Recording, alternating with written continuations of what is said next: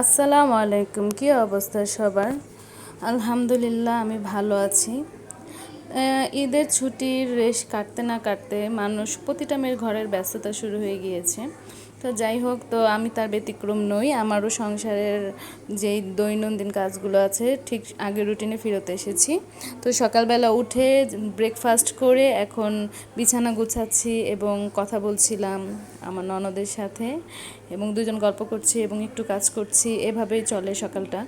আসলে এদের পরে সাধারণত একটু এরকমই হয়ে থাকে সবারই, অলস অলস ভাব। আর একটা মাস রমজানের পর আবার রুটিনটা চেঞ্জ করা হয়। তো এতগুলো পানির বোতল আমার হাজব্যান্ড খেয়ে খেয়ে জমায় রাতের বেলা, সে প্রচুর পানি পান করে। তো সকালবেলা উঠে এগুলো আমাকে গুছাতে হয়। ঘর আপনি যতই গুছিয়ে রাখুন সব কিছু এলোমেলো হয়ে যায়, জানি না কেন। আমারটা তো হয়, বাকিদেরটা আমি বলতে পারি না। তো এই যে এলোমেলো ঘর গোছাচ্ছি এবং ঈদের মধ্যে সাজুগুজু করে অনেক জিনিস নষ্ট করেছি, নামিয়েছি, সেগুলো এখনও গুছানো হয়নি, সেগুলো এখনও ধরবো না।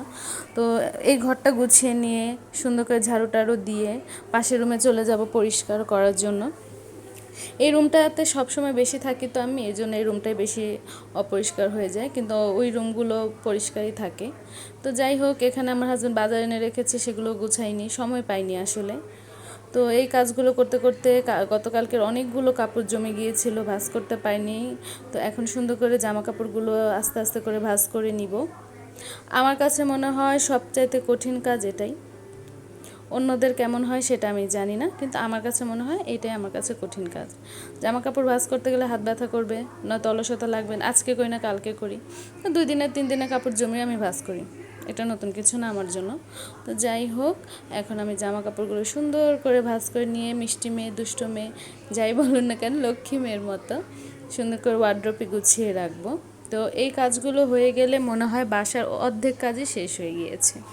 তারপর তো রান্নার প্রিপারেশন নিব, রান্না করব। এখন চিন্তা হচ্ছে কি কি রান্না করব। এত হেভি হেভি খাবার খাওয়া হয়েছে ঈদের মধ্যে, পেটকেও একটু শান্তি দেওয়া দরকার। তো ভাবছি হালকা পাতলা কিছু রান্না করে চালিয়ে দিব এই বেলা। তো কথা বলতে বলতে না, ভয়েস দিতে দিতে দেখলাম আমার কাপড়গুলো ভাঁজ করা হয়ে গিয়েছে। তো লাল শাক এনে রেখেছিল হাজব্যান্ড, তো লাল শাকটা ভাজি করে ফেললাম সুন্দর করে, এবং করলা আলু দিয়ে একটু পাতলা ঝোল করে মাছ রান্না করলাম। গরমের মধ্যে আসলে ওইভাবে কোনো কিছু খাওয়া যায় না। আর এখানে সুন্দর করে পাতলা করে ডাল রান্না করে নিলাম। তো কেউ আমার পাতিল দেখে হাসবেন না, আসলে এটাতে রান্না করে অন্যটাতে ঢেলে রাখবো, সব কিছু এঁটো হয়ে রয়েছে, ধোয়ার সুযোগ হয়নি। একা হাতে সব কাজ করতে একটু হিমশিম খেতে হয়। যারা বলে দুইজনের সংসার কি কাজ কি কাজ, তারা হয়তো বা আমার ভিডিও দেখলে বুঝতে পারবেন। দুইজনের হোক, একজনের হোক, তিনজনের হোক, সংসারের কাজগুলো একই রকম হয়, হয়তো পরিমাণ একটু বেশি একটু কম, কিন্তু তাছাড়া সব কিছুই করতে হয়, কোনো কিছু বাদ দিয়ে কোনো কিছু করা যায় না। আর যাদের হাউস হেল্পার নেই তাদের কথা তো বলে লাভই নেই, যেমন আমি।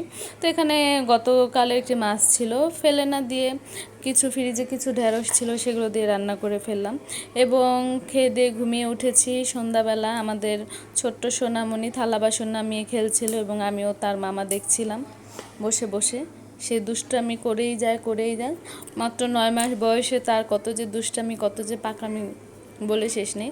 থালা বাসন গুছিয়ে রাখতে পারি না, সেগুলো নামিয়ে ফেলে। এবং সাদিয়াও এসে, তো সাদিয়া হচ্ছে আমার ছোট্ট সোনামণির বোন।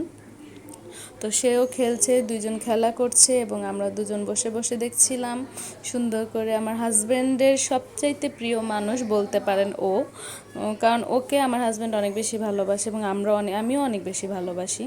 সে আমাদের একটু আনন্দের মাধ্যম আর কি। আল্লাহ তাআলা কাছে দোয়া করি আল্লাহ তাআলা যাতে আমাদেরও একটি সন্তান দান করেন এবং এই আনন্দ উপভোগ করার জন্য আল্লাহ নসিব করেন। সবাই দোয়া করবেন, আমিন সুম্মা আমিন।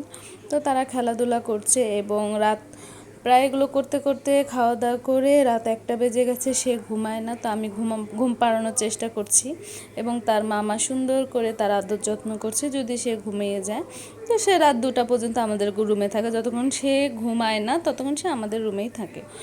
সে হয়তো বা একটু সময়ের জন্য ঘুমাতে যায় তাদের রুমে এবং সে আমাদের কাছে থাকতে বেশি প্রেফার করে। বাচ্চারা যেখানে ভালোবাসা পাবে সেখানে যাবে, এটাই স্বাভাবিক। তো সুন্দর করে তাকে ঘুম পাড়িয়ে দিয়ে আমরা ঘুমানোর প্রিপারেশান নিচ্ছিলাম। তো এইভাবে করতে করতে কিছুক্ষণের মধ্যে সোনামণি ঘুমিয়ে গিয়েছে। আর ঘুমানোর পর বাসাটা যেন শান্ত হয়ে যায়। এবং হাজব্যান্ড একটি আইসক্রিম এনে রেখেছিল, সেটা খেলাম, খেয়ে ঘুমিয়ে পড়লাম। ভালো থাকবেন সবাই, দোয়া করবেন, সুস্থ থাকবেন। আল্লাহ হাফেজ।